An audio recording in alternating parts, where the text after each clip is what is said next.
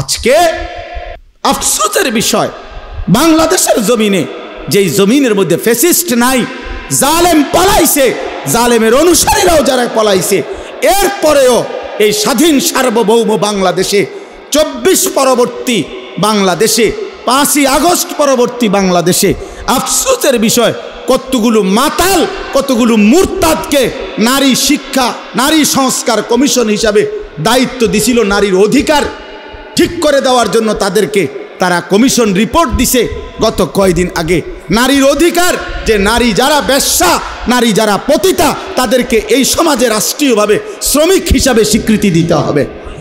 এই প্রস্তাব দিছে, প্রস্তাব পেশ করছে। এটা প্রস্তাব, যৌনকর্মীকে শ্রমিক হিসাবে, ওয়ার্কার হিসাবে স্বীকৃতি দিতে। আশ্চর্য, এটা বাংলাদেশে আশ্চর্য। এই সময় কেমনে সম্ভব হইল? এই মুরতাদ, এই মহিলাগুলো এগুলো কিভাবে পারলো, এই কলমে উঠলো কিভাবে কথা? পৃথিবীর কোনো মানুষ, একেবারে পৃথিবীতে কোনো মানুষ, যেখানে কোনো বিধর্মী, কোনো কাফের সমাজেও এমন অভদ্র কথা হইতে পারে না। পৃথিবীতে বেশ্যাবৃত্তি, পতিতাবৃত্তি পৃথিবীর কোনো সমাজে, এটাকে সমাজের অংশ কেন বলা হবে? এদেরকে সমাজের, ওরা বলতেছে এটা সমাজের অংশ, এরা সমাজের অংশ। এদের অধিকার কি দরকার? তো এদের অধিকার ইসলাম বলছে এদেরকে গুনাহ থেকে ফিরায় আনা। আল্লাহ রাসূল সাল্লাল্লাহু আলাইহি সাল্লামের হাদিসে আছে, নবীজি একবার হাদিসে বলছে, আশ্চর্য একটা বাক্য নবীজি একদিন বলছে, সাহাবীরা অবাক হয়ে গেছে। নবীজি বলছে, উনসুর আখাকা জালিমান আও মাজলুমান। এই হাদিসটা যখন নবীজি বলছে, সাহাবীরা অবাক হয়ে গেছে। মানে অর্থ হইল, নবীজি বলছে তোমার ভাইকে, ইমানদার ভাইকে তুমি সাহায্য করো, যদি সে জালেম হয় তবুও, যদি সে মজলুম হয় তবুও। বুঝেন নাই? তো সাহাবীরা অবাক হয়ে প্রশ্ন করলো, ইয়া রাসূলুল্লাহ, মজলুম তারে সাহায্য করা এটা তো যুক্তি আছে, কিন্তু যে জালেম তারে সাহায্য করব কেন? কথা বোঝেন নাই? হেরে সাহায্য করা মানে কি? আল্লাহর কসম, নবীজি বলছেন জালেমকে সাহায্য করা, এই কথার অর্থ হলো তাকে জুলুম থেকে ফিরাইবার চেষ্টা করা, এটাই তাকে সাহায্য করে। তাহলে কোনো অসৎ চরিত্রের নারীকে তার এই গুনাহ থেকে ফিরাইবার চেষ্টা করা, এইটা না তার সবচেয়ে বড় কি অনুগ্রহ? তাকে বুঝি তার এই যৌন পেশার উপরে তারে স্বীকৃতি দিয়া ওয়ার্কার, শ্রমিক হিসাবে তার ভাতা, বেতন সব বুঝি ঠিকঠাক করিয়া তারে এই কাজে উৎসাহিত করা, এটারই তার উপরে দয়া। এই মুরতাদরা এটা লিখছে সরাসরি কোরআনের বিরুদ্ধে। আল্লাহ তাআলা যেখানে বলছে ওয়ালা তাকরাবু জিনা, জেনা ব্যভিচারের কাছেও যেও না, ওরা বলতেছে ওদেরকে স্বীকৃতি দিতে হবে। এটা বাংলাদেশে কিভাবে সম্ভব? এরপরে আপনার নারী পুরুষের সম্পত্তি, ইসলামী শরীয়তে যেই উত্তরাধিকার আইন ওয়ারাসাত, এই নারী পুরুষের সম্পত্তির ক্ষেত্রে এদের প্রস্তাব হইল যে ধর্ম নারী পুরুষের এই সম্পত্তির মধ্যে যেই বন্টন করেছে, এটা নারী পুরুষের চূড়ান্ত বৈষম্য। মানে মহিলা 1 ভাগ, পুরুষ 2 ভাগ, ভাই 2 ভাগ, এটা বৈষম্য। এই বৈষম্য দূর করা, অবশ্যই দূর করা উচিত, নাহলে নারীর অধিকার প্রতিষ্ঠিত হবে না। সরাসরি আল্লাহর কোরআনের বিরোধিতা। আল্লাহ যেখানে পরিষ্কার বলছেন লিযযাকারি মিসলু হাযিল উনসায়াইন, এটা কোরআনের আয়াত মিয়া। এই পৃথিবীতে 1450 বছরে কোনো বেঈমান যারা প্রকাশ্যে নিজেকে কাফের বলে, তারা আজ পর্যন্ত কোরআনের বিরুদ্ধে, কোরআনের কোনো শব্দের সিদ্ধান্তের বিরুদ্ধে অযৌক্তিক বলার সাহস করে নাই। অথচ নিজেকে মুখে মুসলমান বলে, এত বড় মুনাফিক, এত বড় মুরতাদ। কতগুলো নারী, এগুলো নারী কিনা পুরুষ কিনা এটা নিয়েও সন্দেহ আছে। এই সমস্ত এরা আপনার পরিষ্কার নারী অধিকারের নামে নতুন করে এই কমিশন জমা দিছে সংস্কার। আমরা ঘৃণা ভরে এই কমিশনের এই সংস্কার প্রস্তাবনা প্রত্যাখ্যান করছি। আপনারা ভুলবেন না, যুবক ভুলো না, এরা বনে নাই, এরা ভুলে গেছে মাত্র 8 মাসে, এরা গত 8 মাসের আগের রক্ত ভুলে গেছে। এরা জানে না এদেশের কিশোর নওজোয়ান ফ্যাসিস্ট এবং জালেমকে পলায়ন করতে ভাগাইবার ক্ষেত্রে যদি রক্ত দিতে পারে কালেমার জন্য, কোরআনের জন্য, তার চাইতে আগে রক্ত দেবে ইনশাআল্লাহ। কোনো সন্দেহ নাই ইনশাআল্লাহ, কোনো সন্দেহ নাই, কোনো সন্দেহ নাই। প্রয়োজনে আবার বাবার বুক খালি হবে, আবার স্বামী স্ত্রী আবার বিধবা হবে, কিন্তু কোরআন সুন্নাহ বিরোধী কোনো আইন বাংলাদেশের জমিনে বাস্তবায়ন হতে দেওয়া হবে না ইনশাআল্লাহ। হেফাজতে ইসলাম বাংলাদেশ আগামী 3 তারিখ, মে মাসের 3 তারিখ শনিবার, কালকে শনিবারের পরের শনিবার ঢাকা সোহরাওয়ার্দী উদ্যানে এর প্রতিবাদে মহাসমাবেশের ডাক দিছে সারা বাংলাদেশ ব্যাপী। যুবক ভাই তোমরাও যাওয়ার চেষ্টা করবা, ইমাম সাহেব আপনিও মেহনত করবেন। এই নওজোয়ান, এই কিশোর ভাই, এটা কোনো কথা হইল ভাইয়া? এটা কোনো ইনসাফের কথা হইল? কমপক্ষে 10টা ধারা, 10টা সুপারিশ এরকম যেটা সরাসরি আল্লাহর কোরআনের বিরোধী। ছেলে মেয়ে যদি ধর্মীয় বন্ধন মানে ধর্মীয় নিয়ম কানুন ছাড়া যদি একত্রে থাকতে চায়, রাষ্ট্র সমাজ তাদেরকে বাধাগ্রস্ত করতে পারবে না। প্রস্তাব মানে এই বাড়ির হেরা স্বামী স্ত্রী এই ফ্ল্যাটের, বোঝেন নাই, এই ফ্ল্যাটের এই 2 ফোলা মাইয়া কি তোমরা, আমরা এমনি থাকি, তোমরা এমনি থাকো কেন? এই কথা কইলে মামলা হবে। ওই যে আইন, এটাই আইন চাচ্ছে, বোঝেন নাই কথাটা? এই আইন চাচ্ছে। কি আশ্চর্য! এই সমাজ টিকবে তাহলে? এই সমাজ টিকবে বলেন? আমাদের পরিবার প্রথা টিকবে তাইলে? আমাদের সমাজের মধ্যে মানুষ থাকবে তখন? আর এমনিতেই আমাদের গুনাহের কি হালাত দেখেন। এমনি আমাদের ছেলেরা শুধু মোবাইল দেখে ছেলেরা 1 ওয়াক্ত সেজদা দেয় না। মোবাইল দেখে ছেলেদের হালাতের কি অবস্থা! আর যদি নারী পুরুষের অবাধ মেলামেশা শুরু হয়, কি হবে সমাজে? কি হবে সমাজে? এজন্য আলহামদুলিল্লাহ সারা বাংলাদেশ থেকে ওলামায়ে কেরাম প্রতিবাদ করছে, এবং ওলামায়ে কেরামের এই জমিনে বাংলাদেশে ইনশাআল্লাহ এমন ঘৃণ্য কোরআন সুন্নাহ বিরোধী নারী সংস্কার কমিশনের এই প্রস্তাবনা পাশ হতে দেওয়া হবে না ইনশাআল্লাহ। আবার লড়াই হবে ইনশাআল্লাহ, আবার যুদ্ধ হবে ইনশাআল্লাহ, ইনশাআল্লাহ। আল্লাহ তাআলা আমাদেরকে বুঝার তৌফিক দান করেন। আমার প্রিয় ভাই, আমার কথা শেষ। আমি অনুরোধ করছি, কিশোর নওজোয়ান বাবা ভাই, পর্দার আড়ালের মা বোন, নিজের ঈমান প্রমাণ করেন কর্মের মাধ্যমে, আমলের মাধ্যমে। সামনাসামনি শুনবার বরকত খুব বেশি। চোখের দিকে তাকায়া আল্লাহর কথা শুনবার মধ্যে ভীষণ বরকত। নজরের সাংঘাতিক ফায়দা। যুগ যুগ ধরে আল্লাহর প্রিয় বান্দা, বুজুর্গানে দিন, আউলিয়ায়ে কেরাম, ওনারা বলছেন মানুষের সবচেয়ে বেশি পরিবর্তন হয়, মানুষের জীবন আল্লাহমুখী, আখেরাতমুখী হয় কোনো আল্লাহর প্রিয় বান্দার সংস্পর্শে। ওনার নজর, ওনার ছোঁয়া, ওনার কাছে আসা যাওয়া, ওনার সাথে উঠা বসা, এর বরকতে মানুষের জিন্দিগি পরিবর্তন হয়। এমনি তো যেই কোনো মানুষের জীবনে কোনো অর্জন, তো ওই বিষয় যিনি জানে এরকম কোনো অভিজ্ঞ ব্যক্তির সংস্পর্শে এটা। উর্দুতে বলে যে কোর্স তো লফজ হি সিখাতে হে, আদমি আদমি বানাতে হে। উর্দুতে বলে যে প্রশিক্ষণ শুধু শব্দ উচ্চারণ, এটা তো কতগুলো শব্দ শিখায়, কিন্তু আদমি আদমি বানাতে হে, মানুষ মানুষ বানায়। অর্থাৎ কোনো আল্লাহওয়ালা, কোনো আলেমে দ্বীন, আল্লাহ পাকের কোনো প্রিয় বান্দার সংস্পর্শে, ওনার চোখের বরকতে, ছোঁয়ার বরকতে মানুষের জিন্দিগি বদলায়। এই জন্য সামনাসামনি শুনবা খুব বরকত, এই চোখের নজরের বরকত। এই জন্য অনুরোধ করলাম, যাদের হাতে মোবাইল, এই মোবাইলগুলো বন্ধ করে।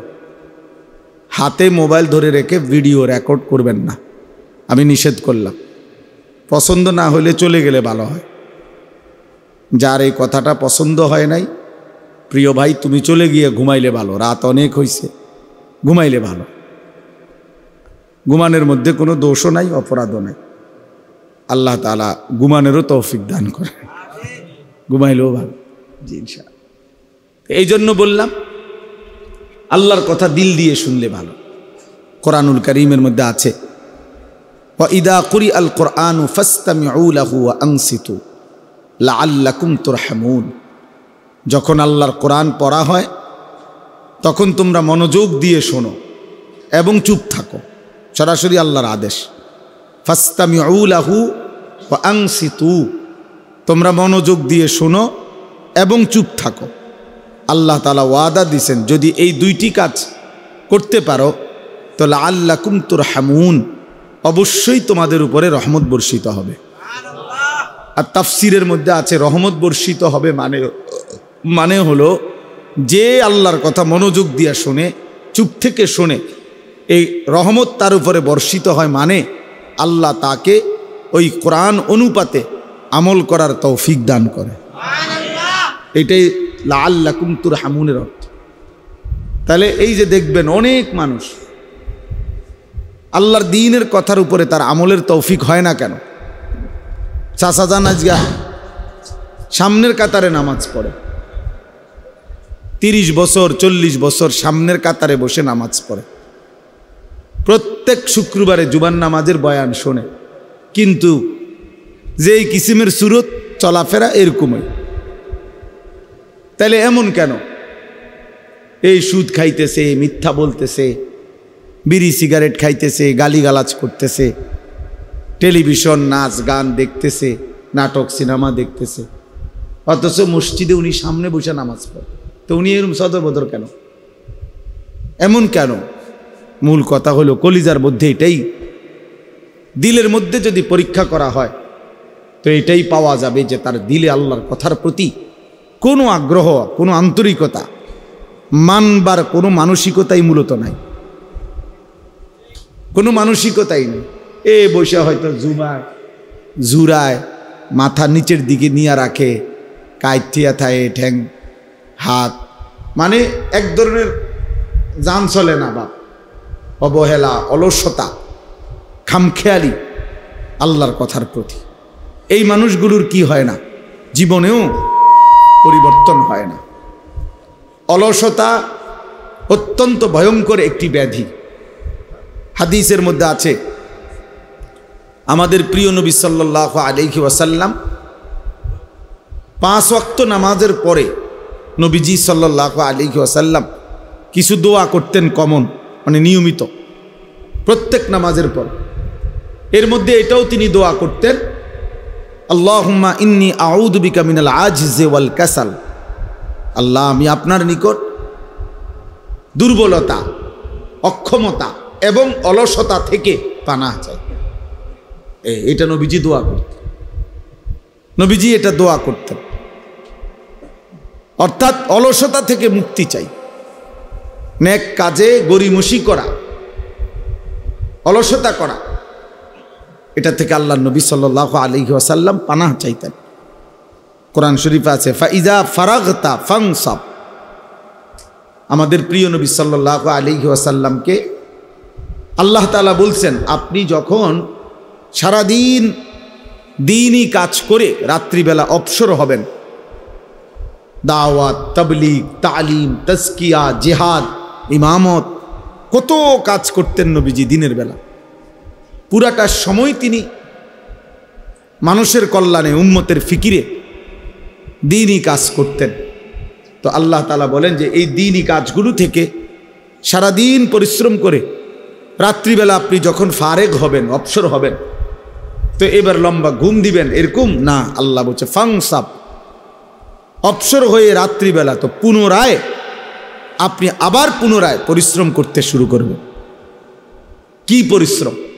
তাফসীরের মধ্যে আছে পুনরায় এবার রাত্রিবেলা তাহাজ্জুদ, জিকির, তেলাওয়াত, সেজদা, দোয়া, কান্নাকাটি, এই ইবাদতের মধ্যে লেগে যাবে। তাহলে নবী সাল্লাল্লাহু আলাইহি ওয়াসাল্লামকে আল্লাহ তাআলা অবসর দিলেন কোথায়? অবসর দিলেন কোথায়? অবসর কই দিলেন? কোনো অবসর নাই। সারাদিন মেহনত করার পরে আবার বলতেছেন ফাংসাব, অর্থ হলো আপনি কঠোর পরিশ্রম করুন, আবার রাত্রে লম্বা সময় আপনি পরিশ্রম করুন। অবসর নাই। মুমিনের দুনিয়ায় কোনো অবসর হয় না। ইমানদারের জিন্দিগি, যারা আখিরাত সামনে, যার অনেক নেকি দরকার, যে বোঝে যে আমার কবর অনেক লম্বা, হাসরের ময়দান আমার অনেক লম্বা, তার সময় খুব কম, তার সময় খুব কম। হাদিসের মধ্যে আছে এক মুমিন সামান্য সময় আল্লাহর স্মরণ থেকে সরে থাকা, ভুলে যাওয়া, এটাকে মনে করে যেন তার উপরে এক পাহাড় ভাঙ্গা পড়ছে। আর এক নাফরমান বড় থেকে বড় কোনো পাপ করা, এটাকে মনে করে যেন এক সামান্য পিঁপড়া তারে কামড় দিছে, অর্থাৎ সেইটাকে কিছুই মনে করে না। কিন্তু এক ইমানদার সামান্য একটু ভুলকেও অনেক বড় কিছু মনে করে, অনেক বড় মুসিবত মনে করে। এই জন্য প্রিয় ভাই বাবা, আমার জন্য আপনার জন্য এটা একটা জরুরি বিষয়। ইবাদতে অলসতা, মন চায় না, ভাল লাগে না, আচ্ছা যান না, আইতে আছে, আচ্ছা করবো আর কি, আচ্ছা সময় আছে তো, এরম শুরু করছেন কা, এই এক ধরনের অবহেলা, অলসতা, এটা অনেক বড় লানত, অনেক বড় অভিশাপ। কর্মের উদ্দীপনা না থাকা, মেহনতের একটা জজবা না থাকা, হৃদয়ের মধ্যে কোনো আখেরাতের প্রেরণা না থাকা, এটা লানত, লানত, এটা অভিশাপ, এটা অভিশাপ যে আল্লাহ তাআলা দিল মুর্দা বানায় দিছে। ওই দিলের মধ্যে আর আখেরাতের কোনো প্রেরণা জাগে না, ইবাদতের কোনো প্রেরণা জাগে না।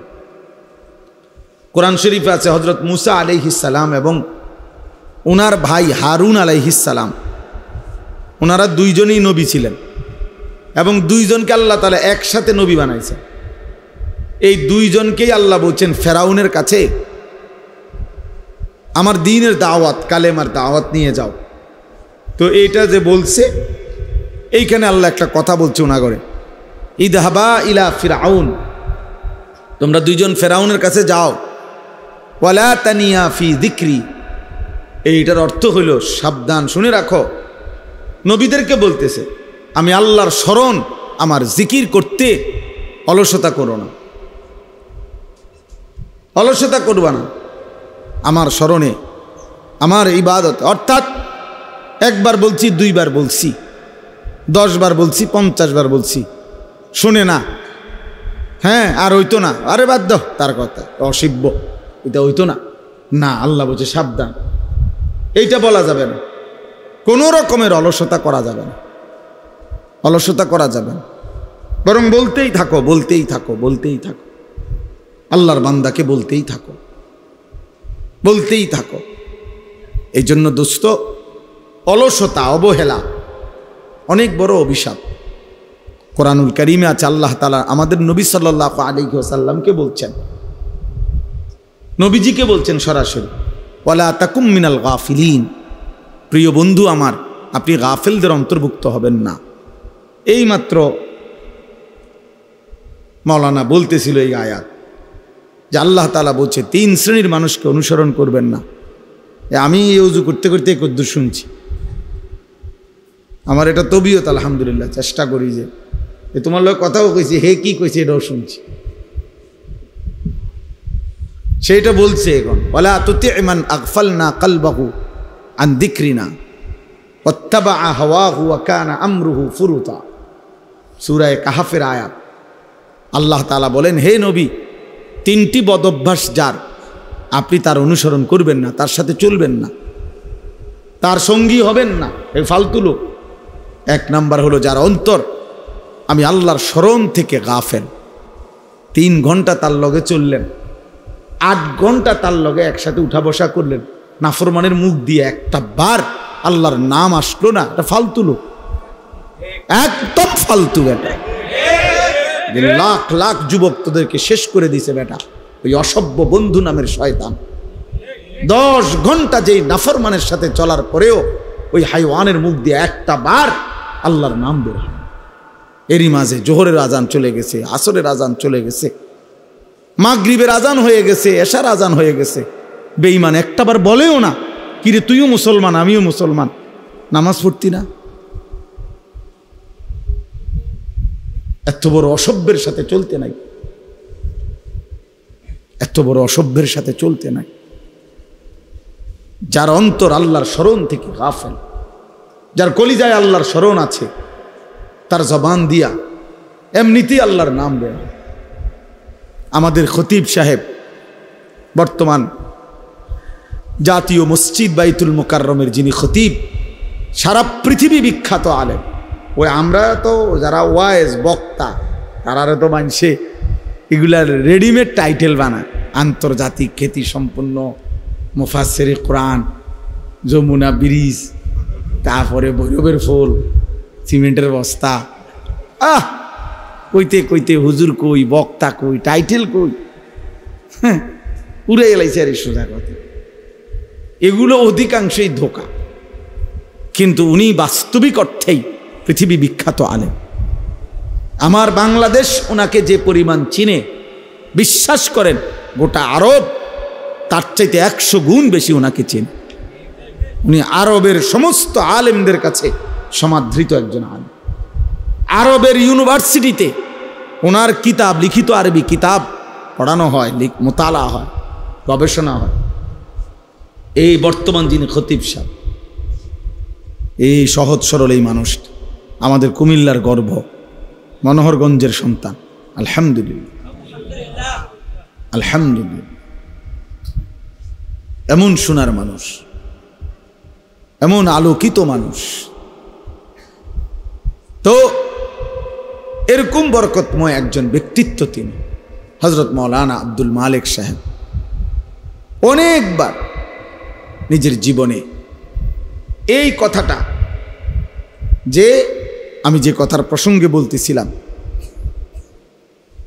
হুজুরকে আমি অনেক দেখছি, বয়ান শুনছি।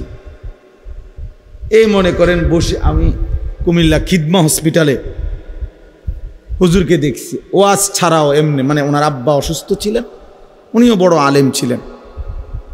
তো ওনার আব্বা দেখতে আসছে, হসপিটালে বসা আব্বার শুশ্রূষা, আমরাও বসছি।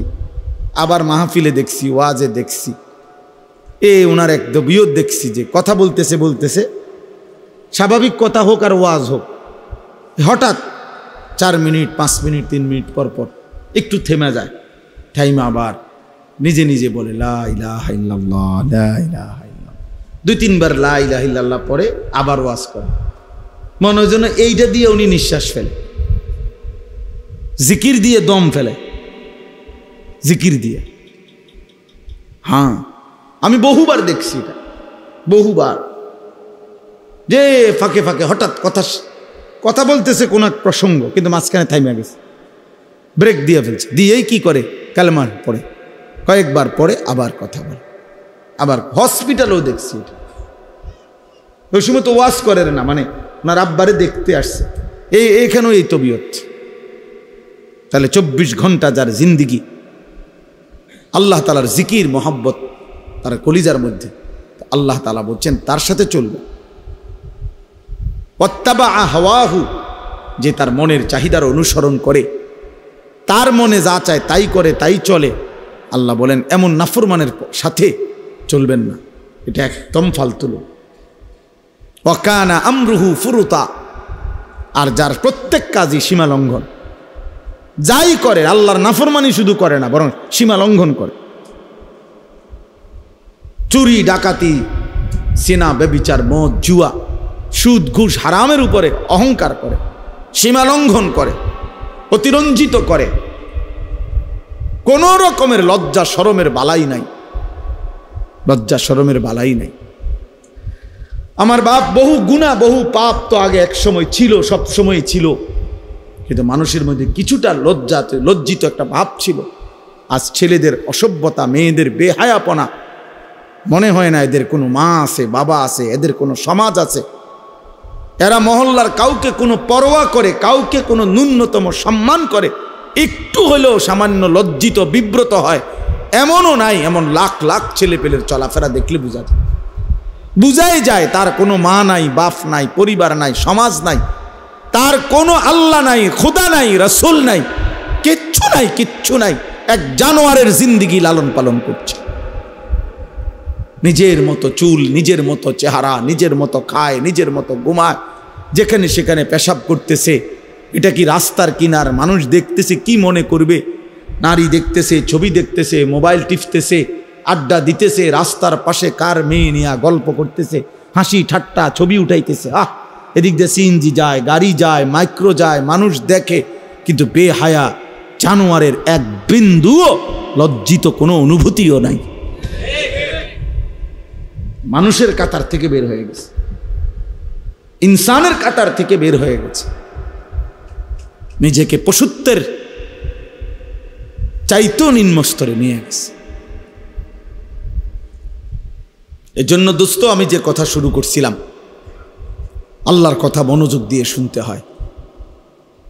বাবাদেরকেও বলি, জুমার নামাজের ইমাম সাহেব বয়ান করে, আপনি বইয়া বেরুন করে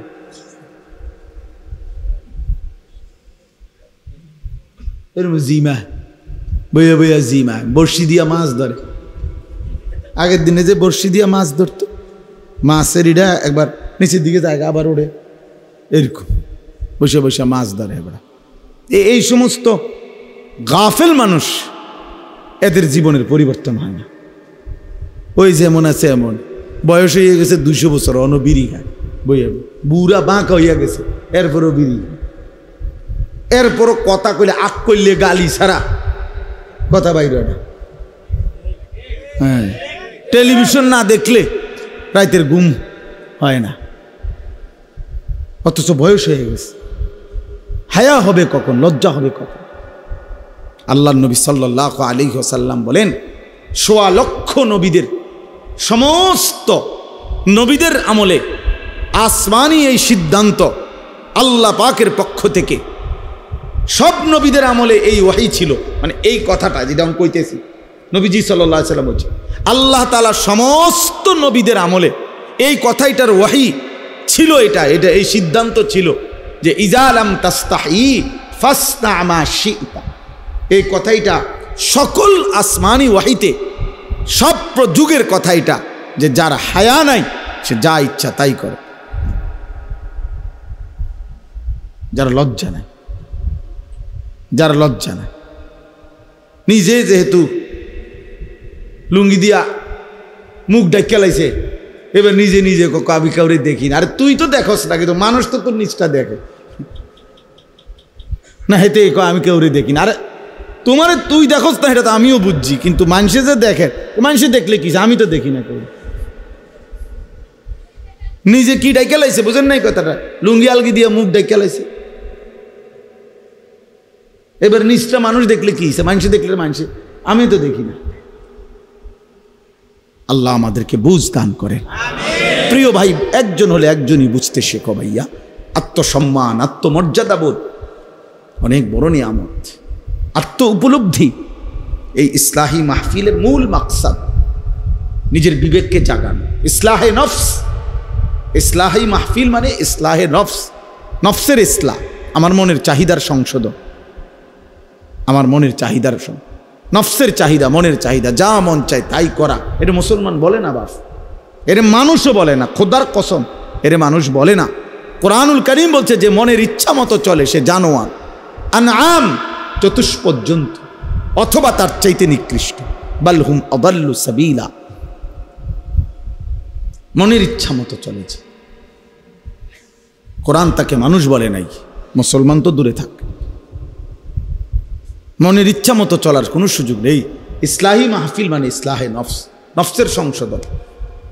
এই অশান্ত মন, নফস, মনের চাহিদা সারাক্ষণ গুনাহ করতে প্ররোচিত করে, সেখান থেকে তার ধৈর্য আনতে হবে, ফাঁড়া দিয়া ঘাড়ের মধ্যে মনের চাহিদার, তারপরে ন্যাক কাজ করতে হবে। নফস, মানুষের মনের চাহিদা প্রথম কি চায়? প্রত্যেক মানুষের, একেবারে একজন লোক মনে করেন 400 বছর কাবা ঘরের সামনে দাঁড়াইয়া ইবাদত করছে, মনে করেন 401 বছরের সময়ও তার মনের চাহিদা তারে গাফলতি, খামখেয়ালি, অবহেলার দিকেই প্ররোচিত হয়। নফস সোজা হয় না, বড় হারামি, বড় শক্ত হারামি। তারে বহুত চাপ দিয়া মনের চাহিদাকে, মনের চাহিদার ঘাড়ে পাও দিয়া এরপরে ন্যাক কাজ করতে হয়। তিতা ওষুধ জোর করেই খাইতে হয়, মন না চাইলেও খাইতে হয়। প্রত্যেক ট্যাবলেটেই দেখছেন কামড় দিলে, দাঁতে যদি কোনো কারণে কামড় পড়ে দেখবেন ভাঙ্গা গেলে তিতা, এটা উপরের লেভেলটা শুধু একটু কি অন্যরকম, আর কিন্তু নাই তো ভিতরটা কি তিতাই, ঔষধ তিতাই হয়। এই জন্য মনের চাহিদা বড় খতরনাক। মনের চাহিদা মতো চলা যাবে না বাপ। আমরা মুসলমান, মনের চাহিদা প্রথমেই মানুষকে ইন্নান নাফসালা আম্মারাতুম বিসসু। কোরআনে আল্লাহ বলছে প্রত্যেক মানুষের নফস, মনের চাহিদা তাকে প্রচণ্ডভাবে প্রেসার দেয়, আদেশ করে গুনাহের প্রতি, বিসসু, গুনার প্রতি। ফাআলহামাহা ফুজুরাহা ওয়া তাকওয়াহা। আল্লাহ কোরআনে বলছে নফস প্রথম কি বলে? প্রথম ফুজুর, গুনাহের কথা বলে, ইলহাম করে, ইলহাম অন্তরে ঢালে মনের চাহিদা, প্রথম গুনাহ করতে পারে। এই জন্য 1 ঘন্টা নারী দেখা এটা খুব সহজ, কিন্তু 1 মিনিট চোখ নিচের দিকে নামাইলে ভিতরে আটলান্টিক মহাসাগরের ঝড় ওঠে, কলিজাটা ছিঁড়া যায়, বহুত কষ্ট হয়, বহুত কষ্ট হয়। 1 মিনিট চোখ নিচের দিকে নামায় রাখা, নারীর দিকে না দেখে থাকা বহুতই কষ্ট হয়, কিন্তু 1 ঘন্টা তাকায়া থাকলেও কোনো অসুবিধা হয় না, কারণ গুনাহ যে, কথা বুঝেন নাই, এতে কোনো সমস্যা হয় না। গুনাহ যে, নফস তো এটাই চায়, কিন্তু চোখটা নামাইলেই তো নফসের ব্যতিক্রম, তো নফস তখন ভিতরে তোলপাড় শুরু করে, সাগরের ঢেউর মতো তোলপাড় শুরু করে। এজন্য ভাইয়া, যে বুঝলেন আর কি, যে ভাবলেন এমনি এমনি দুনিয়া শেষ হবে, এই সিটার বাটফার লইয়েই আবার ভালো নেককার লইয়েই দুনিয়া শেষ হবে।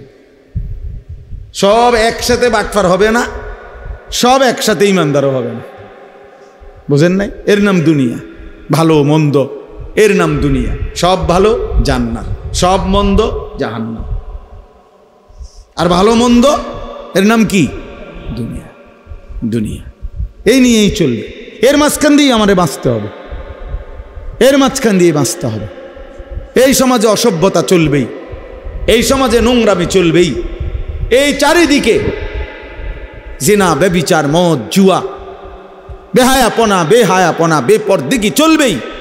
এর মাঝখান দিয়েই আমারে বাঁচতে হবে। এটাই তো পরীক্ষা, এটাই তো তাকওয়ার পরীক্ষা, এটাই তো আখিরাতের পরীক্ষা। আর আল্লাহ তো কোরআনে বলছেন আমি দুনিয়ার হায়াত দিছি পরীক্ষা করার জন্য, লিয়াবলুয়াকুম লিনাবলুয়াহুম ওয়া নাবলুকুম ওয়ালা নাবলুয়ান্নাকুম। এই শব্দ বারবার আছে কোরআন শরীফে। পরীক্ষা করব বান্দা, পরীক্ষা করছি, পরীক্ষা করতে হবে, পরীক্ষা দিতে হবে। দুনিয়া দারুল ইমতিহান, দুনিয়াকে বলে পরীক্ষার ঘর, আখিরাত হলো ফলাফলের ঘর। এখানে পরীক্ষা দিবেন, হাসরের মাঠে ফলাফল শুনবেন। ফাআম্মা মান উতিয়া কিতাবাহু বিয়ামিনি, যার আমল নামা হাসরের ময়দানে আল্লাহ বলে ডান হাতে দেওয়া হবে, সে একটা চিৎকার দিয়া নিজের পরিবার, আত্মীয় স্বজন, পরিচিত জনদের সামনে নিজের আমল নামাটা দেখাবে, দেখায় বলবে হা উমুকরাউ কিতাবিয়া, এই দেখো দেখো, পড়ো আমার নাম, আমার আমল নামা পড়ে দেখো, আমার নাম উঠছে জান্নাতীদের তালিকায়। ইকরাউ কিতাবিয়া, পড়ো তোমরা আমার আমল নামা, দেখো তো আমার নাম উঠছে কিসে। তাইলে দোস্ত, দুনিয়া পরীক্ষার ঘর। কাপুরুষ হেরে যায়, মুজাহিদ হারে না, মোমেন হারে না, কাপুরুষ হেরে যায়। এই সামান্য নারীর কাছে হেরে গেলা ছেলেরা, একটা 12,000 টাকার মোবাইলের কাছে হেরে গেলা, একটা 14,000 টাকার মোবাইলের অশ্লীল ছবির কাছে হেরে গেল। কোথাকার কোন নারী, যার চিনো না, শুনো না, তার কোনো চরিত্র নাই, আখলাক নাই, তার কোনো আয়ু নাই, নর্তকীর আবার ইজ্জত কি, সম্মান কি? তো বেহায়া, বেপর্দা, অসভ্য নারী, তাকে দেখে দেখে সুস্থ সবল একটা সুন্দর জীবন যে যুবক নষ্ট করে দেয়, তোর চাইতে বড় আহাম্মক আর কে হইতে পারে বেটা? বেউকুফ, কি দেখে নষ্ট করলি নিজের? একটা বাজে, নোংরা, একটা দুশ্চরিত্রা নারীকে দেখে দেখে, যে নারী সারা পৃথিবীর জন্য নিজের ছবি ছেড়ে দিছে, এর কোনো লজ্জা শরম আছে কিছু? তাহলে এর চাইতে নিকৃষ্ট, অসভ্য আর কেউ হইতে পারে? এটা কি পরিমাণ বেহায়া, যে সারা পৃথিবীর জন্য নিজেরে ছেড়ে দিছে। দেখো সারা পৃথিবীবাসী, দেখো আমারে, দেখো আমার। পৃথিবীতে কোনো যুগেই, কোনো কালেই অসভ্যতা, বেহায়াপনা, অশ্লীলতা কোনো কালেই কারো কাছে, কোনো ধর্মাবলম্বীদের কাছেই পছন্দনীয় না, পছন্দনীয় না। আফসোসের বিষয়। এই জন্য বাপ আমার, বন্ধু আমার, আমরা প্রত্যেকেই মনের চাহিদার বিরোধিতা করে আল্লাহর কোরআন এবং রসুলের সুন্নাহ মতো চললে আমাদের আখিরাত নিশ্চিত। ইসলাহি মাহফিলের মূল ফিকির এটা, মনের চাহিদার বিরুদ্ধাচরণ। আমরা কিতাবের মধ্যে পড়ছি মানুষের মনের চাহিদা দুধ খাওয়া বাচ্চার মতো, বুঝুন, যে বাচ্চা দুধ খায় ওর মতো এই মনের চাহিদা মানুষ। মানে কি? মানে হইল, উনি আছে সুন্দর ব্যাখ্যা, যেই বাচ্চা দুধ খায় এই বাচ্চার নিয়ম হইল 2 বছর পূর্ণ হইলে মারা বহুত জোর কইরা দুধ ছাড়ায়। বুঝেন নাই? এ জীবনেও নিজের থেকে নিজে আমনে হেরে যদি কোরআন শরীফের আয়াত ফিরে কোন যে বাবা লিখছে কোরআনে 2 বছর পরে দুধ ছেড়ে দাও, এতে ছাড়বে না, এতে দুধ খাইতে চাই।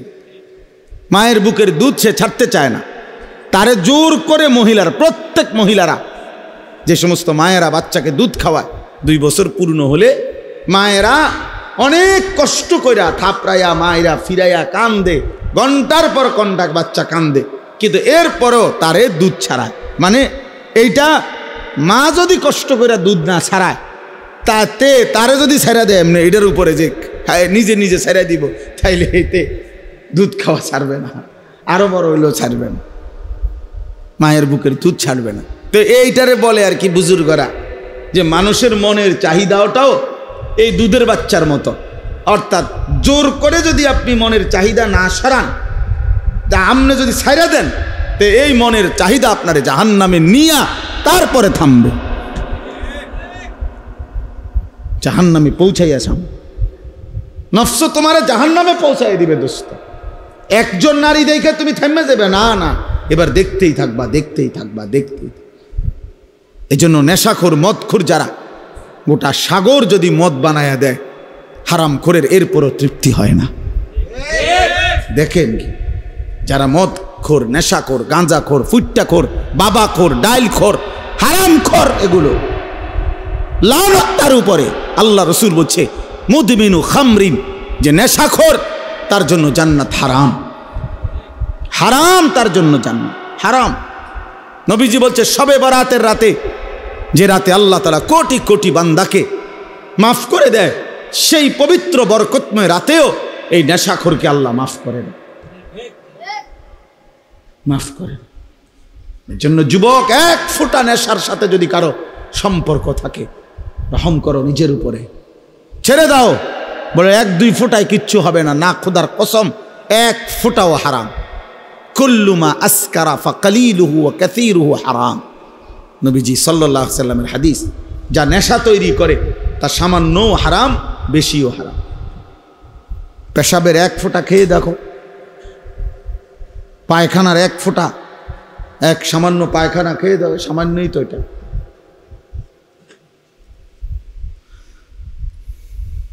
কোরআনুল কারীমের মধ্যে আল্লাহ তাআলা বলছেন নেশাখোর, স্পষ্টভাবে আল্লাহ তাআলা বলছেন এটা শয়তানের কাজ, মিন আমালিশ শয়তান।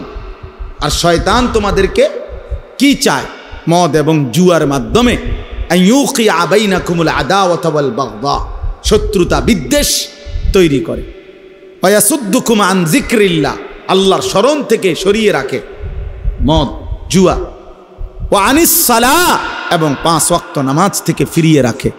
আল্লাহ বলছে ফাহাল আনতুম মুনতাহুন, হে আমার ইমানদার বান্দা, তাহলে এতগুলো ক্ষতিকর কথা শুনে তুমি কি মদ এবং জুয়া থেকে ফিরবে না? তাফসীরের মধ্যে আছে বন্ধু, কোরআনের তাফসীরে আছে, এ আল্লাহ যখন এই আয়াত নাজিল করছে, ফাহাল আনতুম মুনতাহুন, হে আমার ইমানদার বান্দারা, মদ এবং জুয়ার থেকে তোমরা তাহলে ফিরবে না, ফিরবা না? তো সাহাবায়ে কেরাম সবাই তখন নবীজির সামনে যারা উপস্থিত শুনছে নবীজির জবানে এই আয়াত, সাথে সাথে সাহাবীরা বলছে, 2 হাত তুলে আল্লাহকে সাক্ষী রেখে বলছে, ইয়া রাব্বি কাদ ইনতাহাইনা, ইনতাহাইনা, হে আল্লাহ আমরা ছেড়ে দিলাম, ছেড়ে দিলাম। এজন্য এখনো তোমরা সবাই বলো যে আল্লাহ আমরা ছেড়ে দিলাম। বলে হাত উঠান, হাত উঠান, বলেন বলেন আমরা আল্লাহ ছেড়ে দিলাম। আল্লাহ তৌফিক দান করে। অর্থ হইল আমরা সবাই নেশা করি, আমি এটা বলি নাই। বুঝানোর উদ্দেশ্য হইল যে আল্লাহর নাফরমানির থেকে আমরা বিরত থাকবো। একক ব্যক্তিকে তো দাঁড়া করানো লজ্জার বিষয়। এজন্য সবাই মিলে হাত তুললাম। নির্দিষ্ট একদিন একজনকে চিহ্নিত করা, এটা তো তার জন্য আত্মমর্যাদার বিষয়। আল্লাহ বুঝার তৌফিক দান করেন। প্রিয় ভাই আমার, বাপ আমার, আমাদের এটা উচিত, আমাদের এটা উচিত। আমি যে 3টা আয়াত পড়ছি, এই 3টা আয়াতের সূরা বাকারার মূল বক্তব্য এই কথাটা যে নিজের ঈমান শুধু জবানের উচ্চারণ যথেষ্ট না, বরং কর্মের প্রমাণ দিলে মুমিন হয়, মজবুত হয়, ঈমান মজবুত হয়, ঈমান ঠিক থাকে। যদি কেউ জবানে তো বলে আমি আল্লাহকে মানি, আখিরাতকেও মানি, কিন্তু কর্মে আমলে বাস্তবে ঈমান ইসলামের যদি তার মধ্যে নমুনা না থাকে, খোদার কসম আল্লাহ বলছে সেই মুমিন না, সে মুনাফিক। এই আয়াতে এটা বলছে মুনাফিকের চিহ্ন অমিনান নাসি মান ইয়াকুলু আমান্না বিল্লাহি ওয়া বিল ইয়াউমিল আখির। আল্লাহ বলেন বহু মানুষ আছে এমন যারা জবানে বলে আমি আল্লাহকে মানি, মুখে পরিষ্কার বলতেছে আমি আল্লাহকে মানি, আখিরাতকে মানি, কিন্তু আল্লাহ নিজে বলতেছে ওয়া মা হুম বিমুমিনিন, না না না, এরা মুমিন না, এরা মুমিন না, এরা মুনাফিক, এরা মুনাফিক। এজন্য প্রিয় বন্ধু, জবানে আল্লাহকে মানি, এটা যে কাউকে জিজ্ঞেস করলে এখানে বলবে আমি আল্লাহকে মানি। আখিরাত মানো কিনা, বলবে হ্যাঁ মানি। তাহলে যদি আল্লাহকেই মানো, আখিরাতকেই মানো, তো চেহারা এমন কেন? সেজদা ছুটে গেছে যে ভাইয়ের, যেই বাবার, কেন নামাজ ছুটে গেল? আল্লাহকে মানলে নামাজ পড়লেন না কেন? আখিরাতকে মানলে নামাজ পড়লেন না কেন? আপনি বলতেছেন ক্ষুধার্ত, তো ভাত খাচ্ছেন না কেন? বলতেছেন পিপাসার্ত, তো পানি পান করছেন না কেন? বলতেছেন জান্নাত পেতে চাই, তো সেজদা দিচ্ছেন না কেন? বলছেন জাহান্নাম থেকে বাঁচতে চান, তো হারাম ছাড়ছেন না কেন? বলেন কেন ছাড়ছেন না? ইনসাফের সাথে বলেন, ইনসাফের সাথে বলেন। প্রিয় ভাই, নিজের উপরে দয়া করো। সার্টিফিকেট দেখে মুসলমান না, হাসরের ময়দান ভোটার আইডি কার্ড দিয়ে না, জন্ম নিবন্ধন সনদ দিয়ে না, পাসপোর্ট দিয়ে না, সেজদা দিয়ে, সেজদা আল্লাহর গোলামি, আল্লাহর বন্দিগি দিয়ে প্রমাণ করতে হবে আমার দিলের মধ্যে কালেমা, আমার জবানে কালেমা, আমার সারা দেহে কালেমার প্রতিচ্ছবি, ঈমানের প্রতিচ্ছবি, তাইলেই আমি মুমিন, নাই তো মুনাফিক। নাই তো কি বলেন না, নয় তো কি? এই যে শুনলেন আল্লাহ বললেন ওমা হুম, হে কয় আমি আল্লাহরে মানি, আল্লাহ কয় না। হে কয় আমি আখিরাত মানি, আল্লাহ কয় না, তুমি মুমিন না। তাহলে কি বোঝা গেল? একজন মানুষ মুখে বলার পরেও আল্লাহ বলতেছে সে মুমিন না, তাহলে বোঝা গেল শুধু মুখের উচ্চারণ যথেষ্ট নয়।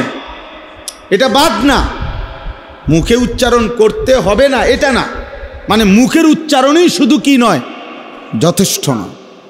কর্মের প্রমাণ দিতে হবে, কর্মের প্রমাণ দিতে হবে।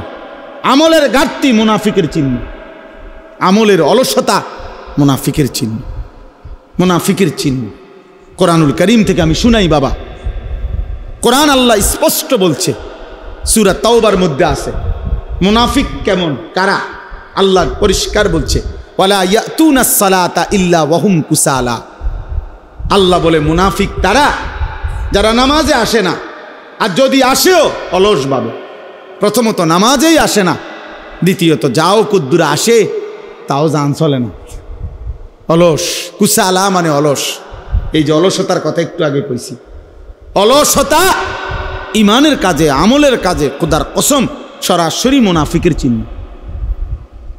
ওয়ালা ইউনফিকুনা ইল্লা ওয়াহুম কারিহুন। আর দ্বিতীয়ত আল্লাহ বলে মুনাফিকের চিহ্ন যারা আল্লাহর রাস্তায় খরচ করে না, যদিও করে তো প্রচন্ড অনিচ্ছা সত্ত্বে। যদি কখনো দেয়, আচ্ছা যা বেশি যন্ত্রণা করস, জানে টাকা 100 নে বেড়া, টেহা গেলে গেছে, টেহা বেলে গেলে গেছে, দিছে টেহা 100, আবার যা টেহা পয়সার মায়া করে লাভ নেই, যা নে বেড়া। এতবার কইলে কেমনে না দেয়?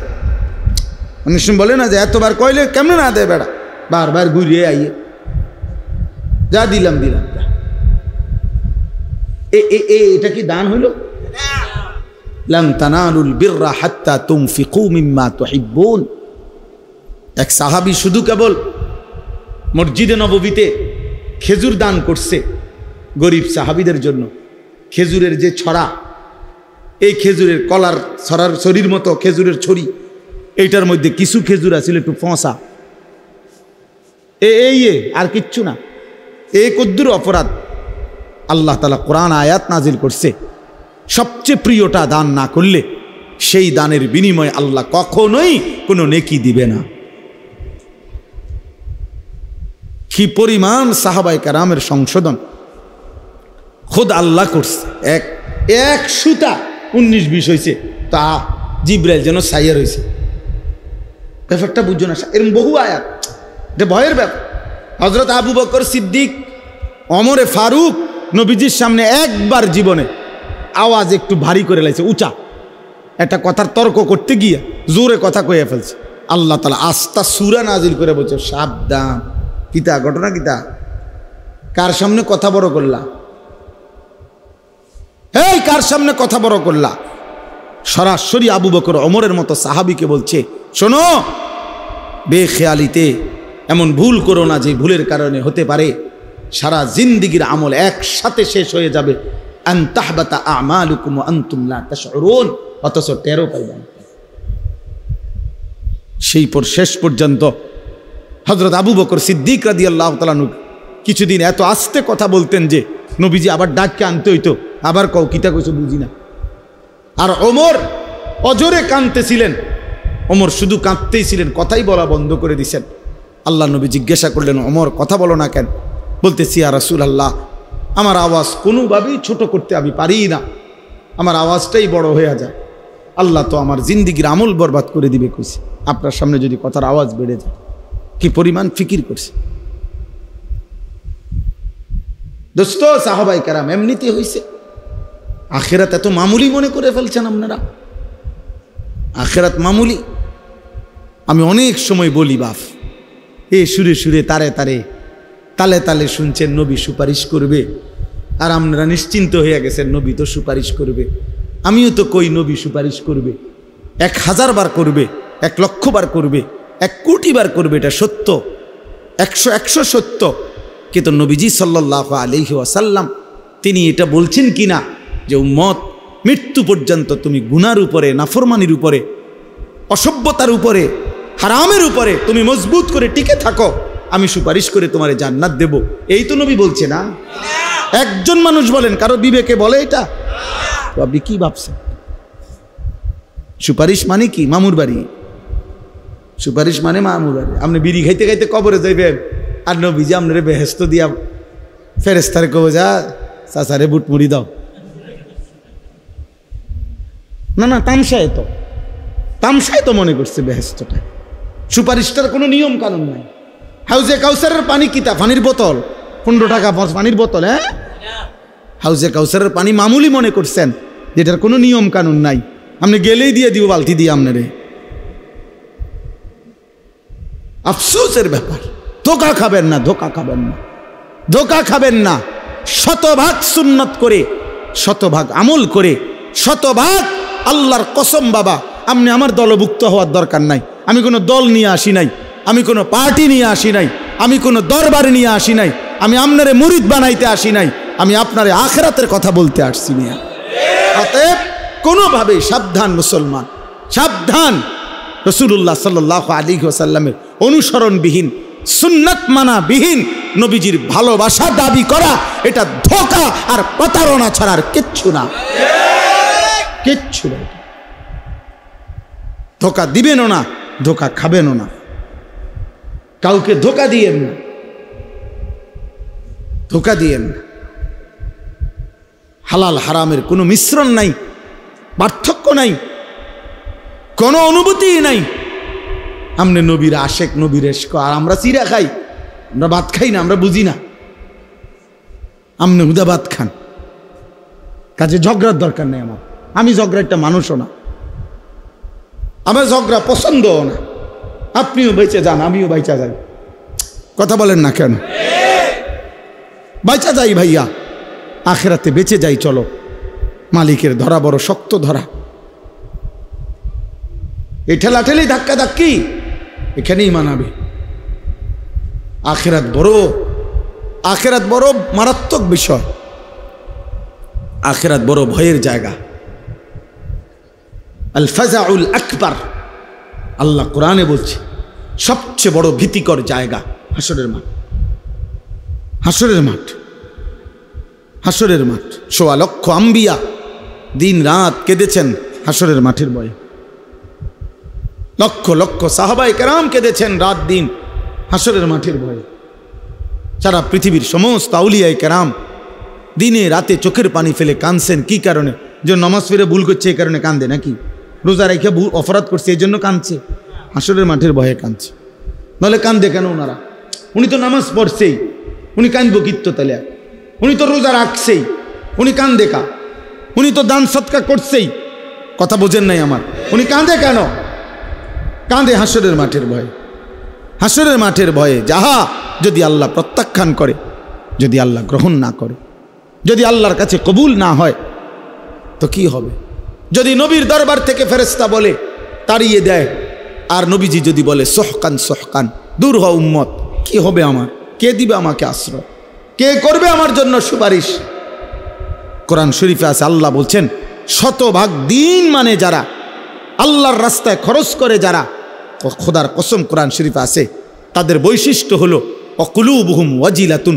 প্রতিটা সেজদা দিতে গিয়ে, প্রতিটা দান সদকা করতে গিয়ে, প্রতিটা আল্লাহর বন্দিগি করতে গিয়ে তাদের দিল একই অবস্থায়, ইবাদতরত অবস্থায়ও তাদের অন্তর আল্লাহর ভয়ে কাঁপতে থাকে।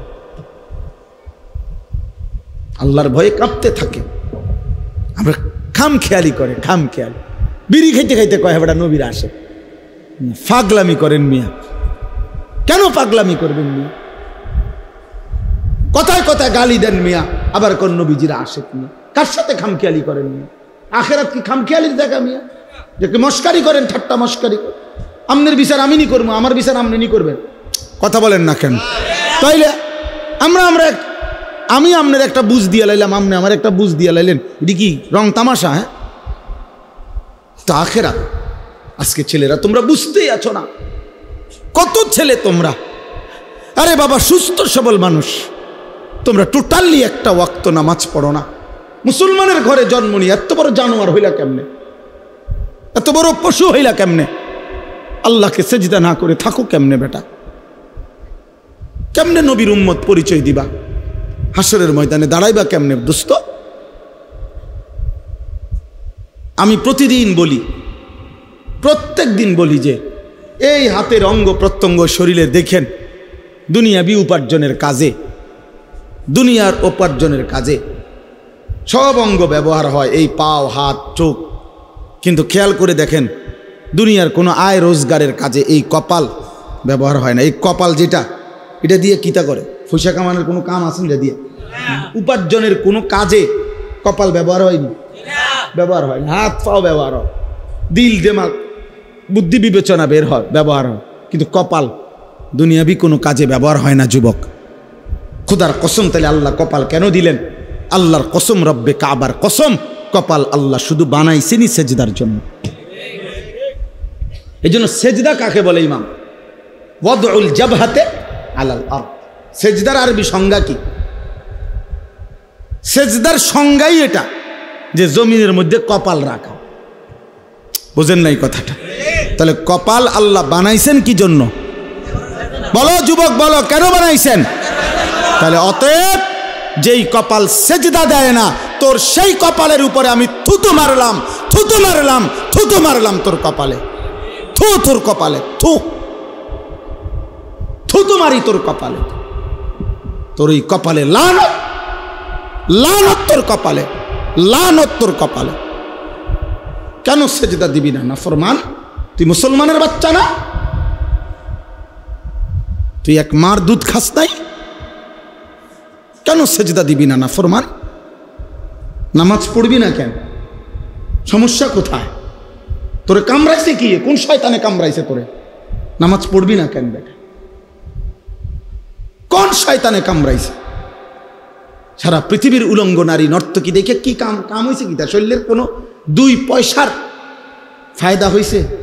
যৌন ক্ষমতাটা নষ্ট হয়েছে আর কি, শরীরের সক্ষমতাটা নষ্ট হইয়া এরপরে বয়স হইলে হ্যাঁ বে বে করে কান্দি। আমরা জানি তো, আমরা তো জানি, আপনাদের না মানুষে কয় না, আমরা দ্বারা তো কয়। হ্যাঁ হুজুর দোয়া করে একটা কথা কানে কানে কইতাম, হুজুর নাই নাই, হুজুর হারবালো কামে ধরে না, কত হারবাল ওষুধ খাইলাম হুজুর, আর হারবালো আর ধরে না।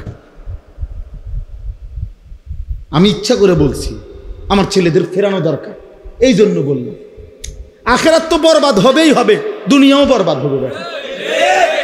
হালাল পবিত্র স্ত্রী যখন মিলবে আল্লাহর পক্ষ থেকে, সেদিন আর যৌবনের সক্ষমতা উধাও হয়ে যাবে চরিত্রের এই অধপতনের কারণে। এই অব্যাহত নারী দেখে দেখে, ছবি দেখে দেখে, নোংরা দৃশ্য দেখে দেখে, উলঙ্গ নাচ দেখে দেখে যুবক নিজের শরীরের সক্ষমতাটাও নষ্ট করছো, দুনিয়াও শেষ করলা, আখেরাতও বরবাদ করলা। এই যে বে বে দ্বারা আর কিছু জুটতে না বে বে। এই যে দেন না, এই জন্য হার্বাল কোম্পানি পোস্টার লাগায় 30টা এক লগে, জেন দিয়ে লাগায় 30টা লাগায়, মনোজন মহামারী লাগছে। হ্যাঁ মনোজন একটা করোনা লাগছে এটার ভিতরে, তাহলে এতুটি লাগায় একসাথে 30টা করে লাগায়, আজকে সিরিয়াল এলে কালকে আবার লাগায়। বা জানে অসল পোলা পাই না আছে লাগবে খা। হ্যাঁ হ্যাঁ হ্যাঁ হ্যাঁ, লজ্জা থাকা উচিত, হায়া থাকা উচিত বেটা। আল্লাহকে সেজদা করো, হালাল একজন পবিত্র স্ত্রীর অপেক্ষা করো। যে চাহিদা আল্লাহ দিছেন সেই চাহিদা পূরণের শতভাগ ব্যবস্থা আল্লাহ রাখছেন। যিনি ক্ষুধা দিছেন তিনি খাবারের ব্যবস্থা করছেন, যিনি তৃষ্ণা দিয়েছেন তিনি পানির ব্যবস্থা করেছেন। অতএব যৌবনের চাহিদা যিনি দিয়েছেন আল্লাহর কসম তিনি হালাল পবিত্র স্ত্রী তিনি ব্যবস্থা রেখেছেন। আজকে আফসোসের বিষয়, বাংলাদেশের জমিনে যেই জমিনের মধ্যে ফ্যাসিস্ট নাই, জালেম পলাইছে, জালেমের অনুসারীরাও যারা পলাইছে, এরপরেও এই স্বাধীন সার্বভৌম বাংলাদেশে 24 পরবর্তী বাংলাদেশে, 5ই আগস্ট পরবর্তী বাংলাদেশে আফসোসের বিষয় কতগুলো মাতাল, কতগুলো মুরতাদকে নারী শিক্ষা, নারী সংস্কার কমিশন হিসাবে দায়িত্ব দিছিল নারীর অধিকার ঠিক করে দেওয়ার জন্য। তাদেরকে তারা কমিশন রিপোর্ট দিছে গত কয়েকদিন আগে, নারীর অধিকার, যে নারী যারা বেশ্যা, নারী যারা পতিতা, তাদেরকে এই সমাজে রাষ্ট্রীয়ভাবে শ্রমিক হিসাবে স্বীকৃতি দিতে হবে। এই প্রস্তাব দিছে, প্রস্তাব পেশ করছে। এটা প্রস্তাব, যৌনকর্মীকে শ্রমিক হিসাবে, ওয়ার্কার হিসাবে স্বীকৃতি দিতে। আশ্চর্য, এটা বাংলাদেশে আশ্চর্য। এই সময় কেমনে সম্ভব হইল? এই মুরতাদ, এই মহিলাগুলো এগুলো কিভাবে পারলো, এই কলমে উঠলো কিভাবে কথা? পৃথিবীর কোনো মানুষ, একেবারে পৃথিবীতে কোনো মানুষ, যেখানে কোনো বিধর্মী, কোনো কাফের সমাজেও এমন অভদ্র কথা হইতে পারে না। পৃথিবীতে বেশ্যাবৃত্তি, পতিতাবৃত্তি পৃথিবীর কোনো সমাজে, এটাকে সমাজের অংশ কেন বলা হবে? এদেরকে সমাজের, ওরা বলতেছে এটা সমাজের অংশ, এরা সমাজের অংশ। এদের অধিকার কি দরকার? তো এদের অধিকার ইসলাম বলছে এদেরকে গুনাহ থেকে ফিরায় আনা। আল্লাহ রসুল সাল্লাল্লাহু আলাইহি সাল্লামের হাদিসে আছে, নবীজি একবার হাদিসে বলছে, আশ্চর্য একটা বাক্য নবীজি একদিন বলছে, সাহাবীরা অবাক হয়ে গেছে। নবীজি বলছে, উনসুর আখাকা জালিমান আও মাজলুমান। এই হাদিসটা যখন নবীজি বলছে, সাহাবীরা অবাক হয়ে গেছে। মানে অর্থ হইল, নবীজি বলছে তোমার ভাইকে, ইমানদার ভাইকে তুমি সাহায্য করো, যদি সে জালেম হয় তবুও, যদি সে মজলুম হয় তবুও। বুঝেন নাই? তো সাহাবীরা অবাক হয়ে প্রশ্ন করলো, ইয়া রাসূলুল্লাহ, মজলুম তারে সাহায্য করা এটা তো যুক্তি আছে, কিন্তু যে জালেম তারে সাহায্য করব কেন? কথা বোঝেন নাই? হেরে সাহায্য করা মানে কি? আল্লাহর কসম, নবীজি বলছেন জালেমকে সাহায্য করা, এ কথার অর্থ হলো তাকে জুলুম থেকে ফিরাইবার চেষ্টা করা, এটাই তাকে সাহায্য করা। তাহলে কোনো অসৎ চরিত্রের নারীকে তার এই গুণার থেকে ফিরাইবার চেষ্টা করা, এইটা না তার সবচেয়ে বড় কি অনুগ্রহ। তাকে বুঝি তার এই যৌন পেশার উপরে তারে স্বীকৃতি দিয়া ওয়ার্কার শ্রমিক হিসাবে তার ভাতা বেতন সব বুঝি ঠিকঠাক করিয়া তারে এই কাজে উৎসাহিত করা, এটারই তার উপরে দয়া। এই মুরতাদরা এটা লিখছে সরাসরি কোরআনের বিরুদ্ধে। আল্লাহ তাআলা যেখানে বলছে ওয়ালা তাকরাবু জিনা, জেনা ব্যভিচারের কাছেও যেও না, ওরা বলতেছে ওদেরকে স্বীকৃতি দিতে হবে। এটা বাংলাদেশে কিভাবে সম্ভব? এরপরে আপনার নারী পুরুষের সম্পত্তি, ইসলামী শরীয়তে যেই উত্তরাধিকার আইন ওয়ারাসাত, এই নারী পুরুষের সম্পত্তির ক্ষেত্রে এদের প্রস্তাব হলো যে ধর্ম নারী পুরুষের এই সম্পত্তির মধ্যে যেই বন্টন করেছে এটা নারী পুরুষের চূড়ান্ত বৈষম্য। মানে মহিলা 1 ভাগ, পুরুষ 2 ভাগ, ভাই 2 ভাগ, এটা বৈষম্য। এই বৈষম্য দূর করা অবশ্যই দূর করা উচিত, নাহলে নারীর অধিকার প্রতিষ্ঠিত হবে না। সরাসরি আল্লাহর কোরআনের বিরোধিতা। আল্লাহ যেখানে পরিষ্কার বলছেন লিযযাকারি মিসলু হাউজিল উনসায়াইন, এটা কোরআনের আয়াত মিয়া। এই পৃথিবীতে 1450 বছরে কোনো বেঈমান যারা প্রকাশ্যে নিজেকে কাফের বলে তারা আজ পর্যন্ত কোরআনের বিরুদ্ধে, কোরআনের কোনো শব্দের সিদ্ধান্তের বিরুদ্ধে অযৌক্তিক বলার সাহস করে নাই, অথচ নিজেকে মুখে মুসলমান বলে। এত বড় মুনাফিক, এত বড় মুরতাদ। কতগুলো নারী, এগুলো নারী কিনা পুরুষ কিনা এটা নিয়েও সন্দেহ আছে। এই সমস্ত এরা আপনার পরিষ্কার নারী অধিকারের নামে নতুন করে এই কমিশন জমা দিছে সংস্কার। আমরা ঘৃণা ভরে এই কমিশনের এই সংস্কার প্রস্তাবনা প্রত্যাখ্যান করছি। আপনারা ভুলবেন না, যুবক যুবক ভুল না, এরা বনে নাই, এরা ভুলে গেছে মাত্র 8 মাসে, এরা গত 8 মাসের আগের রক্ত ভুলে গেছে। এরা জানে না এদেশের কিশোর নওজোয়ান ফ্যাসিস্ট এবং জালেমকে পলায়ন করতে ভাগাইবার ক্ষেত্রে যদি রক্ত দিতে পারে কালেমার জন্য, কোরআনের জন্য, তার চাইতে আগে রক্ত দেবে ইনশাআল্লাহ। কোনো সন্দেহ নাই ইনশাআল্লাহ, কোনো সন্দেহ নাই, কোনো সন্দেহ নাই। প্রয়োজনে আবার বাবার বুক খালি হবে, আবার স্বামী স্ত্রী আবার বিধবা হবে, কিন্তু কোরআন সুন্নাহ বিরোধী কোনো আইন বাংলাদেশের জমিনে বাস্তবায়ন হতে দেওয়া হবে না ইনশাআল্লাহ। হেফাজতে ইসলাম বাংলাদেশ আগামী 3 তারিখ, মে মাসের 3 তারিখ শনিবার, কালকে শনিবারের পরের শনিবার ঢাকা সোহরাওয়ার্দী উদ্যানে এর প্রতিবাদে মহাসমাবেশের ডাক দিছে সারা বাংলাদেশ ব্যাপী। যুবক ভাই তোমরাও যাওয়ার চেষ্টা করবা, ইমাম সাহেব আপনিও মেহনত করবেন। এই নওজোয়ান, এই কিশোর ভাই, এটা কোনো কথা হইল ভাইয়া? এটা কোনো ইনসাফের কথা হইল? কমপক্ষে 10টা ধারা, 10টা সুপারিশ এরকম যেটা সরাসরি আল্লাহর কোরআনের বিরোধী। ছেলে মেয়ে যদি ধর্মীয় বন্ধন মানে ধর্মীয় নিয়ম কানুন ছাড়া যদি একত্রে থাকতে চায়, রাষ্ট্র সমাজ তাদেরকে বাধাগ্রস্ত করতে পারবে না। প্রস্তাব মানে এই বাড়ির হেরা স্বামী স্ত্রী এই ফ্ল্যাটের, বোঝেন নাই, এই ফ্ল্যাটের এই 2 ফোলা মাইয়া কি তোমরা, আমরা এমনি থাকি, তোমরা এমনি থাকো কেন? এই কথা কইলে মামলা হবে। ওই যে আইন, এটাই আইন চাচ্ছে, বোঝেন নাই কথাটা? এই আইন চাচ্ছে। কি আশ্চর্য! এই সমাজ টিকবে তাহলে? এই সমাজ টিকবে বলেন? আমাদের পরিবার প্রথা টিকবে তাইলে? আমাদের সমাজের মধ্যে মানুষ থাকবে তখন? আর এমনিতেই আমাদের গুনাহের কি হালাত দেখে। এমনি আমাদের ছেলেরা শুধু মোবাইল দেখে ছেলেরা 1 ওয়াক্ত সেজদা দেয় না। মোবাইল দেখে ছেলেদের হালাতের কি অবস্থা! আর যদি নারী পুরুষের অবাধ মেলামেশা শুরু হয়, কি হবে সমাজে? কি হবে সমাজের? এজন্য আলহামদুলিল্লাহ সারা বাংলাদেশ থেকে ওলামায়ে কেরাম প্রতিবাদ করছে, এবং ওলামায়ে কেরামের এই জমিনে বাংলাদেশে ইনশাআল্লাহ এমন ঘৃণ্য কোরআন সুন্নাহ বিরোধী নারী সংস্কার কমিশনের এই প্রস্তাবনা পাশ হতে দেওয়া হবে না ইনশাআল্লাহ। আবার লড়াই হবে ইনশাআল্লাহ, আবার যুদ্ধ হবে ইনশাআল্লাহ, ইনশাআল্লাহ। আল্লাহ তাআলা আমাদেরকে বুঝার তৌফিক দান করেন। আমার প্রিয় ভাই, আমার কথা শেষ। আমি অনুরোধ করছি, কিশোর নওজোয়ান বাবা ভাই, পর্দার আড়ালের মা বোন, নিজের ঈমান প্রমাণ করেন কর্মের মাধ্যমে, আমলের মাধ্যমে।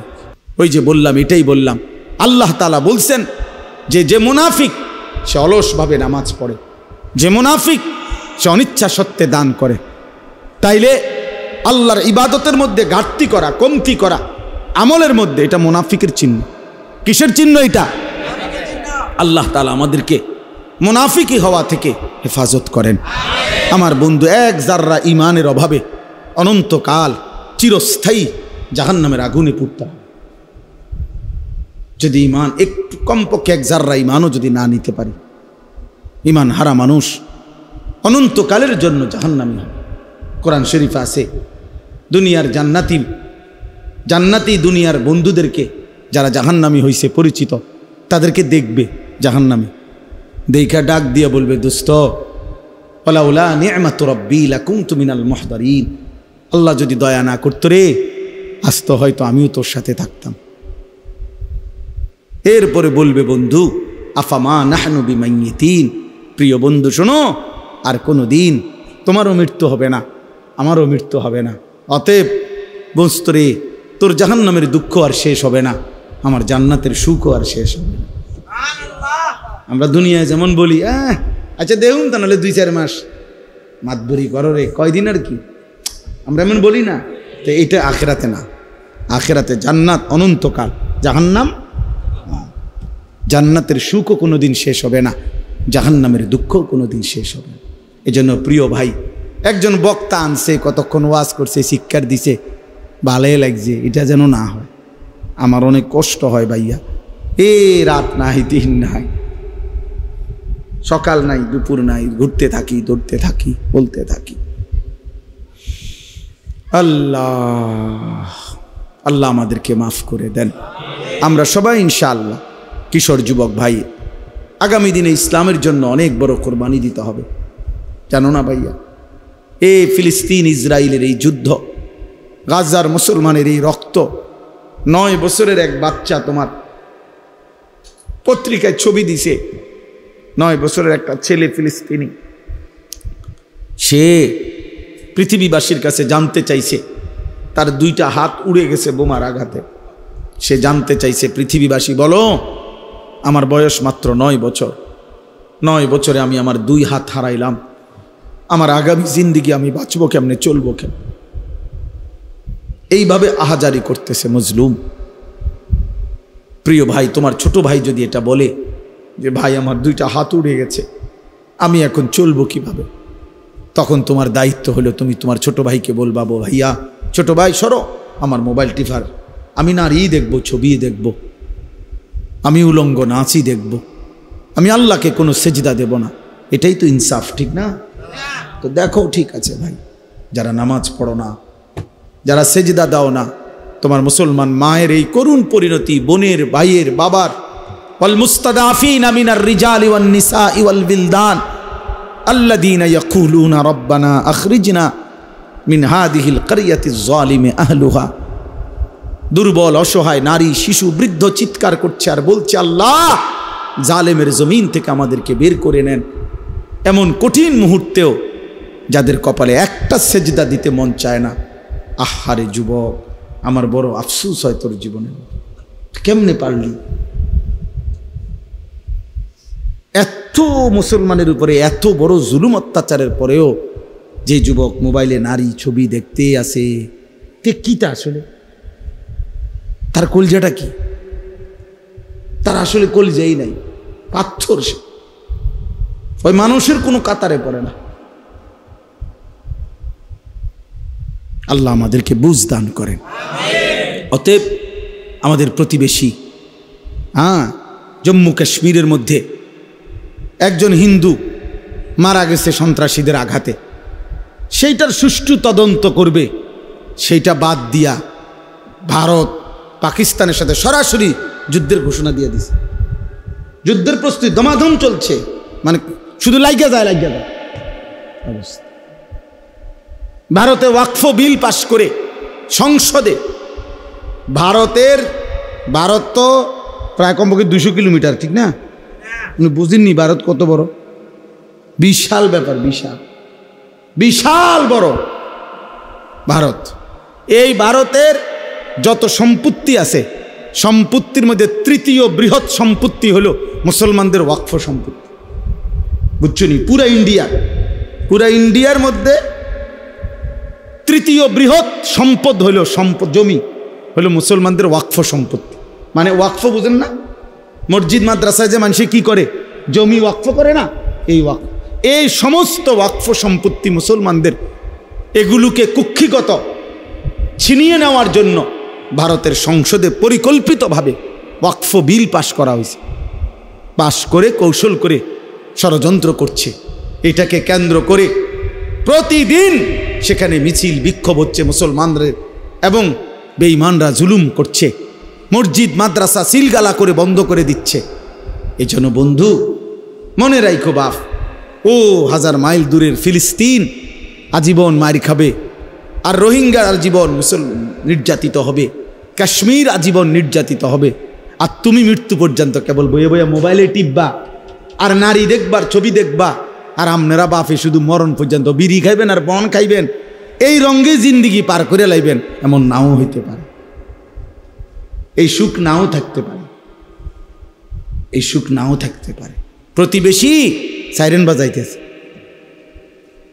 গায়ে পইরা ঝগড়া করতে চাচ্ছে, গায়ে পড়ে পায়ে, আমরা দেশে কয় পায়ে ফাড়া দিয়া কি করে, কাজ্জা করে না, যে পায়ে পাড়া দিয়া কাজ্জা করতে চাইতেছে। কখন কার সাথে লেগে যায় বলা যায় না। এই জন্য দোস্ত আমার নওজোয়ান, কোনো কাফের বেঈমানের কাছে আমাদের কোনো নিরাপত্তা নাই। আমাদের নিরাপত্তা শুধু আমাদের আল্লাহর কাছে। তিনি আমাদের আপন, তিনি আমাদের সহায়, হুয়া মাওলানা, তিনি আমাদের অভিভাবক। ওয়া আলাল্লাহি ফালিয়াতাওয়াক্কালিল মুমিনুন, মুমিনের উচিত শুধুই কেবল আল্লাহর উপরে ভরসা করা। কার উপরে? আল্লাহ আমাদেরকে তৌফিক দান করেন, আল্লাহ তাআলা আমাদেরকে কবুল করেন। আজকের এই মাদ্রাসার মাহফিল আল্লাহ তাআলা ভরপুর বরকত দান করেন। আপনারা কষ্ট করছেন, মহব্বত করে শুনছেন মাদ্রাসার এই আয়োজনে। মাদ্রাসাকে ভালোবাসবেন, মাদ্রাসাকে ভালোবাসেন। মাদ্রাসা একজন মহল্লাবাসীর কাছে 3টা জিনিস চায়: দোয়া, সন্তান, সম্পদ। মুসলমানের দোয়া, মুসলমানের সন্তান, মুসলমানের দান সাদাকা।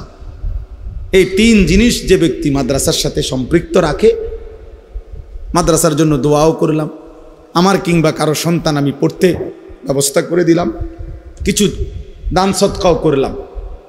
বুজুর্গানে দিন বলে যে আশা করা যায় আমার শায়েখ আল্লামা মুফতি মুশতাকুন নবী কাসেমি হুজুর তো সবসময় বলে যে আশা করা যায় ওই ব্যক্তি কিয়ামতের দিন মাদ্রাসাওয়ালাদের সাথে হাসরের ময়দানে দাঁড়াবে।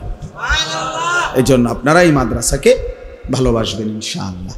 ইনশাআল্লাহ আগামীকাল শনিবার সুধন্যপুর আমার শায়েখ আল্লামা মুফতি মুশতাকুন নবী সাহেব হুজুরের মাদ্রাসার ইসলাহি মাহফিল যাওয়ার চেষ্টা করবেন। এরপরে 10ই মে শনিবার, মে মাসের 2য় শনিবার আমার মাদ্রাসা আশরাফুল উলুম ময়নামতি, সাবের বাজারের পাশে, ওইখানেও মাসিক ইসলাহি মাহফিল আপনারা যাওয়ার চেষ্টা করবেন। বিশেষ করে যুবক ভাই, আপনাদেরকে দাওয়াত করলাম। আল্লাহ তাআলা আমাদেরকে তৌফিক দান করেন, কবুল করেন। 3 মে ঢাকা সোহরাওয়ার্দী উদ্যানে হেফাজতে ইসলাম বাংলাদেশের আহ্বানে মহাসমাবেশেও অংশগ্রহণ করার চেষ্টা করবেন। আল্লাহ সবাইকে তৌফিক দান করেন। আলহামদুলিল্লাহি রাব্বিল আলামিন। আল্লাহুম্মা আনতাস সালাম ওয়া মিনকাস সালাম, তাবারাকতা ইয়া দাল জালালি ওয়াল ইকরাম, ইয়া আরহামার রাহিমিন, ইয়া আরহামার রাহিমিন, ইয়া আরহামার রাহিমিন। রব্বানা যালামনা আনফুসানা ওয়া ইল্লাম তাগফির লানা ওয়া তারহামনা লানাকুনান্না মিনাল খাসিরিন। আয় আল্লাহ আপনি মাফ করে দেন, আয় আল্লাহ আপনি মাফ করে দেন, আয় আল্লাহ আপনি মাফ করে দেন। ঈমান আমলের জিন্দিগি দান করেন, সেজদাওয়ালা কপাল বানিয়ে দেন, কাঁদনেওয়ালা চোখ বানিয়ে দেন, জিকিরওয়ালা জবান বানিয়ে দেন, মোহব্বতওয়ালা দিল বানিয়ে দেন, সুন্নতওয়ালা জীবন বানিয়ে দেন।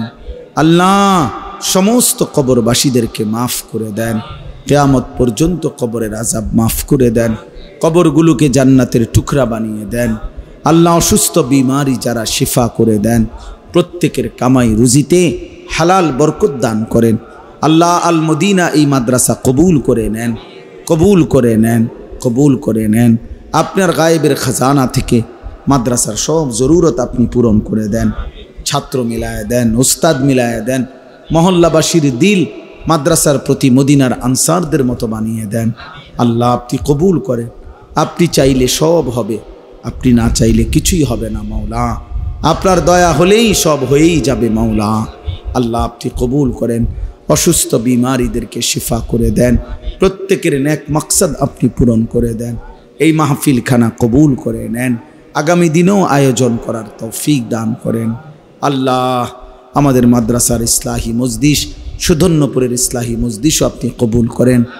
3 মের মহাসমাবেশ আপনি কবুল করেন। আল্লাহ আমার বাংলাদেশকে নিরাপদ করেন, জালেমের জুলুম থেকে নিরাপদ করেন, ফিতনাবাজের ফিতনা থেকে হেফাজত করেন। আল্লাহ কোরআন সুন্নাহ বিরোধী কোনো আইন এই মাটিতে যেন বাস্তবায়ন না হয় মাওলা। আল্লাহ ষড়যন্ত্রকারী আল্লাহ তাদেরকে আল্লাহ হেদায়েত দিয়ে দেন, হেদায়েত দিয়ে দেন। হেদায়েত নসিব না থাকলে ধ্বংস করে দেন। আল্লাহ আমার এই জমিন আল্লাহ কোরআনের জন্য আল্লাহ আপনি কবুল করে নেন, ইসলামের জন্য কবুল করে নেন। গাজা ফিলিস্তিনের মুসলমানকে বিজয় দান করেন, মোমেনের বিজয় দান করেন। ইসরায়েলের ইহুদি বেঈমানদেরকে ধ্বংস করে দেন। আয় আল্লাহ আপনি সকলকে মাফ করে দেন। রব্বির হামহুমা কামা রব্বায়ানি সগীরা, রব্বির হামহুমা কামা রব্বায়ানি সগীরা। সুবহান রব্বিকা রব্বিল ইজ্জাতি আম্মা ইয়াসিফুন ওয়া সালামুন আলাল মুরসালিন ওয়ালহামদুলিল্লাহি রাব্বিল আলামিন।